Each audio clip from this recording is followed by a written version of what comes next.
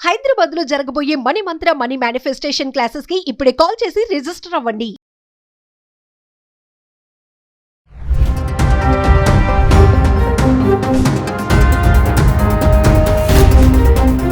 Hi hello నమస్తే, welcome back to Suman TV. Present మనతో పాటు ఉన్నారు chairman of national security studies UGC centre for human security studies founder and executive director Kanneganti Ramesh Babu గారు.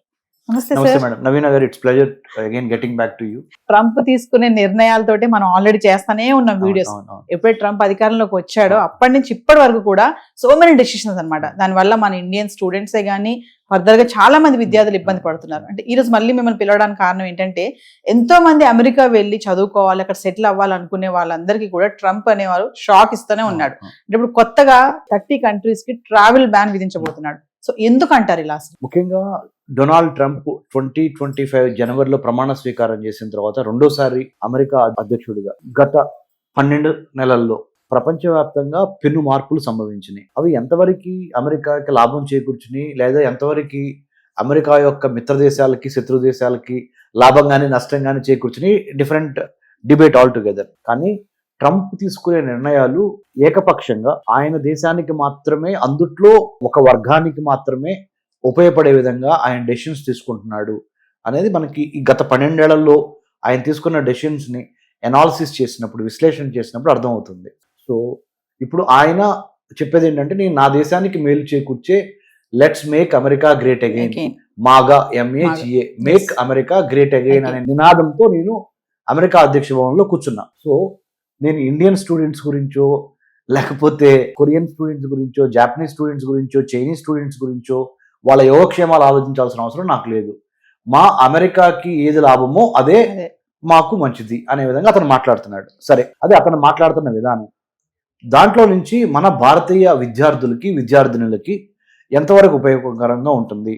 ముఖ్యంగా programme చూస్తున్న మన తెలుగు వారు, మరి ముఖ్యంగా సగటు మధ్యతరగతి, దిగువ మధ్యతరగతి లేదా ఉన్నత కుటుంబాలు ఎవరైనా కానీ తల్లిదండ్రుల యొక్క సందేహాలు నివృత్తి అయ్యి వాళ్ళ పిల్లలు క్షేమంగా అమెరికాలో చదువుకొని అక్కడి నుంచి మంచి డిగ్రీ సంపాదించి మంచి ఎంప్లాయబిలిటీ స్కిల్స్ని గెయిన్ చేసి మంచి ఉద్యోగం కానీ లేదా మంచి పరిశ్రమ కానీ పెట్టాలనేది ఆలోచన. సో దాని ప్రకారంగా మీరు అడిగిన ప్రశ్న, ట్రంప్ ఈ విధంగా 30 కంట్రీస్ మీద ట్రావెల్ బ్యాన్ పెట్టబోతున్నారు. లాస్ట్ 3 months క్రితమే అతను ఒక ట్రావెల్ బ్యాన్ పెట్టారు.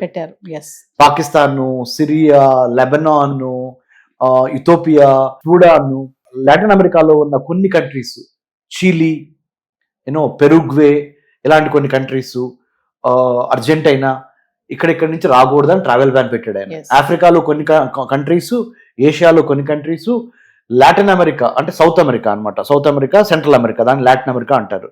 లాటిన్ అమెరికా అంటే సెంట్రల్ అమెరికా, సౌత్ అమెరికా కలిపిన దేశము లాటిన్ అమెరికా. సో ఆ ప్రాంతంలో నుంచి స్టూడెంట్స్ రాకూడదు, లేదా వ్యాపారులు వచ్చినా కానీ ఈ కండిషన్స్ ఫుల్ఫిల్ అవ్వాలని పెట్టారు. ఎందుకు పెట్టారనేది మీరు అడిగిన ప్రశ్న. ఎందుకు అంటే, అమెరికాలో ముఖ్యంగా అమెరికాకి ఇప్పుడు పగ్గం చేపట్టి అమెరికా అధ్యక్ష పదవిని పరిపాలిస్తున్న డొనాల్డ్ ట్రంప్ రిపబ్లికన్ పార్టీ యొక్క అధిపతి.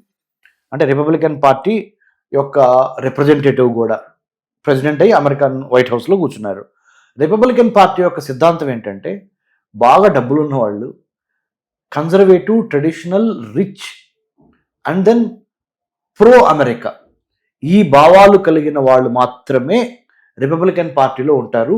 ఆ రిపబ్లికన్ పార్టీలో ఒకడైన డొనాల్డ్ ట్రంప్ ప్రెసిడెంట్గా ఉన్నాడు కాబట్టి ఆయన యొక్క ఆలోచన విధానం కూడా పార్టీ ఆలోచన విధానానికి దగ్గరగా ఉంటుంది. అంటే డబ్బులున్న వాళ్ళు మాత్రమే అమెరికా రావాలి, ఇక్కడికి వచ్చి డబ్బులు సంపాదించి మీ ఇంటికి పంపిద్దాం అనుకుంటున్నావు, అది కరెక్ట్ కాదు. ఒకవేళ మేము ట్యాక్స్ కడుతున్నాం కానీ మీరు అనొచ్చు, సంపాదించిన ప్రతి రూపాయలు మీరు ట్యాక్స్ తీసుకుంటున్నారు ప్రతి $1. ఆ విధంగా అమెరికా కూడా సహాయం చేస్తున్నాం కానీ కొంతమంది అంటున్నారు. దాన్ని మేము ఒప్పుకోము, మీ దగ్గర మినిమము మాకు సంబంధించినంత వరకు ఒక ఫిక్స్డ్ అమౌంట్తో మీరు వచ్చి, అది 100 అంటే ఒక 70 లక్షలు తెలుగు అంటే మన ఇండియన్ రూపీస్లో 70 నుంచి 80 లక్షలు పెట్టుబడి ఉంటేనే మీకు వీసాలు ఇస్తాం.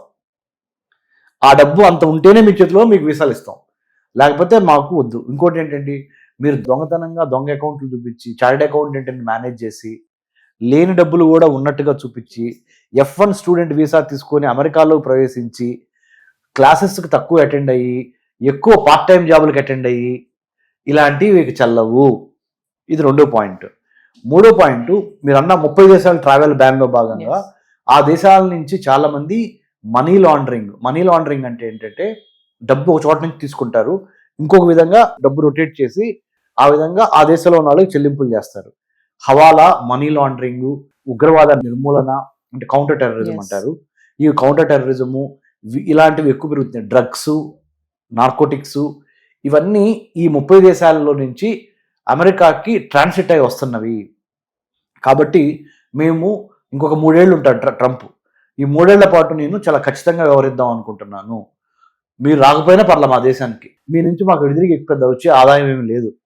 అందుకనే ఆ ₹1 కోటి నుంచి 70 లక్షల మధ్య క్యాప్ పెట్టాడు ఆయన.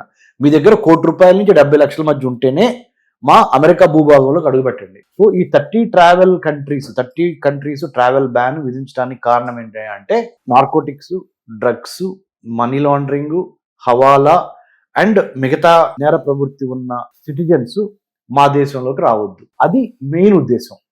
ఆ ఉద్దేశానికి జస్టిఫై చేసుకోవటానికి మినిమం ₹1 కోటి మన ఇండియన్ కరెన్సీలో, వాళ్ళ కరెన్సీలో ఎంతైతే అంత, మీరు అంతుంటేనే మాత్రం $100,000 దాకా మీరు ఉంటేనే మాత్రము యుఎస్లోకి అడుగు పెట్టండి అనే క్యాప్ విధించారు. These are the reasons why 30 countries మీద ట్రావెల్ బ్యాన్ పెడతానికి. అంటే సార్ మరి ఇప్పుడు అబ్రాడ్ ఎడ్యుకేషన్ చేయాలనుకునే వాళ్ళంతా కూడా తగ్గిపోతుంది అంటారా సంఖ్య ఇంకా మెల్లమెల్లగా? ఈ 3 సంవత్సరాలు నేను చెప్తున్నాను నవీన గారు, నేను పిహెచ్డి చేశాను అమెరికన్ స్టడీస్లో ఢిల్లీ జవహర్లాల్ నెహ్రూ యూనివర్సిటీ నుంచి. నేనేదో పేపర్లో చదువు, మ్యాగజైన్స్లో చదువు, మిడిమిడి జ్ఞానంతో మాట్లాడట్లా. నేను అమెరికాలో 10 యూనివర్సిటీస్లో కూడా లెక్చర్స్ ఇచ్చి వచ్చాను. American government scholarship IVLP international visitor leadership program అని ఎమర్జింగ్ లీడర్స్కి ఇచ్చే అవార్డు అమెరికన్ గవర్నమెంట్ నాకు ఇచ్చింది. దాంట్లో భాగంగా అమెరికాలో నేను విస్తృతంగా తిరిగి, అమెరికాలో విస్తృతంగా చదువు చెప్పి వచ్చిన వాడిగా చెప్తున్నా ఏంటంటే, ఒక 3 సంవత్సరాల పాటు మీరు అమెరికా వెళ్ళకపోయినా ఏవి దిగులు చెందదు. అంటే వెళ్ళొద్దని చెప్పట్లా, ఒకవేళ పొరపాటున మీకు ఏదన్నా వీసా రాకపోయినా ఈ 3 సంవత్సరాల్లో మీరేం బాధపడద్దు. This is not a right kind of time. Even the political, మీ తప్పు లేదు, స్టూడెంట్స్ తప్పు లేదు, పేరెంట్స్ తప్పు లేదు, మన ఇంటెన్షన్స్ కరెక్ట్గానే ఉన్నాయి. కానీ అక్కడ ఉన్న అమెరికన్ ప్రెసిడెంట్ డబ్బు అనే ప్రాతిపదిక నెంబర్ 1, నెంబర్ 2 వివక్షత అనేది కూడా వాళ్ళ పాలసీలో క్లియర్ కనపడుతుంది. సో మనము గౌరవం లేని చోటకి వెళ్ళి అగౌరవపడే కన్నా ఒక్క 3 సంవత్సరాలు ఓపిక పట్టండి. ఈ లోపల ఇక్కడ మీరు ఆ టైం వేస్ట్ చేయొద్దు. బీటెక్ అయిపోయింది, లేకపోతే బీకామ్ అయిపోయింది, లేకపోతే బీఫార్మసీ అయిపోయింది, బీఆర్క్ అయిపోయింది. ఇక్కడ మీరు ఒక 2 ఇయర్స్ ఈ లోపల మాస్టర్స్ చేయండి, లేదా ఒక 2 ఇయర్స్ ఇక్కడ ఇండస్ట్రీ ఎక్స్పీరియన్స్ కోసం ఉద్యోగం చేయండి, అప్పుడు అమెరికా వెళ్ళండి. I'm not resisting you are desisting you not to go to United States. I'm also requesting you to go to United States and any other country, which ever country you wanted to go. Because foreign countries లో చదువుకోవటం అనేది ఒక మంచి అనుభూతి, మంచి అనుభవం మనకు కావాలి.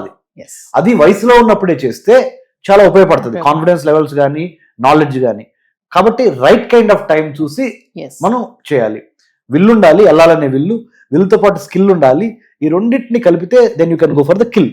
ఆ కిల్ ఎప్పుడంటే ఆ right kind of opportunity moment ని మనము వెయిట్ చేయాలి.